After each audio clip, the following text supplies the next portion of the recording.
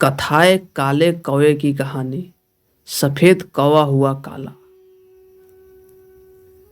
प्राचीन काल में एक ऋषि ने एक सफेद कौवे को अमृत की तलाश में भेजा, लेकिन कौवे को एक चेतावनी भी दी, तुम्हें केवल अमृत के बारे में पता करना है, उसे पीना नहीं है। अगर तुमने उसे पी लिया तो तुम इसका कुफल भोगोगे। कौवे ने ऋषि की बात सुनकर हामी भर दी और उसके बाद अमृत की तलाश करने के लिए सफेद कौवे ने ऋषि से विदा ली। कौवे ने अमृत को बहुत ढूंढा और 1 साल के कठोर परिश्रम के बाद कौवे को आखिर अमृत के बारे में पता चल गया। उन्होंने अमृत पीने से मना किया था, परंतु वह इसे पीने की लालसा रोक नहीं पाया और इसे पी लिया। ऋषि के उसे कठोरता से उसे नहीं पीने के लिए पाबंद किए जाने के बावजूद उसने ऐसा कर ऋषि को दिया अपना वचन तोड़ दिया।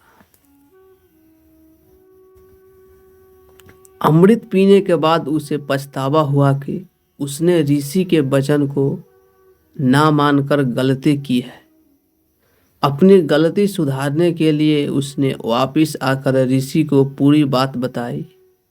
ऋषि ने सुनते ही आवेश में आ गए और उसी आवेश में उन्होंने कौवे को सांप दे दिया और कहा, क्योंकि तुमने अपने अपवित्र चोंच से अमृत की पवित्रता को नष्ट कर बहुत ही घृणित कार्य किया है, इसीलिए आज के बाद पूरी मानव जाति तुमसे घृणा करेगी और सारे पक्षियों में केवल तुम होंगे जो सबसे नफरत भरी नजरों से देखे जाएंगे। किसी अशुभ पक्षी की तरह पूरी मानव जाति हमेशा तुम्हारी निंदा करेगी और चूंकि तुमने अमृत का पान किया है, इसीलिए तुम्हारी कभी भी स्वाभाविक मृत्यु नहीं होगी, न ही कोई बीमारी भी होगी और तुम्हें वृद्धावस्था भी नहीं आएगी। भाद्रपद के महीने के 16 दिन तुम्हें पितरों का प्रतीक मानकर आदर दिया जाएगा। तुम्हारी मृत्यु आकस्मिक रूप से ही होगी। इतना कहकर ऋषि ने कौवे को अपने कमंडल के काले पानी में डुबो दिया। सफेद कौवा काले के रंग का बनकर उड़ गया। तभी से कौवे काले रंग के हो गए। लेकिन एक बात तो सत्य है कि जो जैसा कर्म करता है उसे उसका फल भुगतना पड़ता है, इसीलिए हमें वही काम करना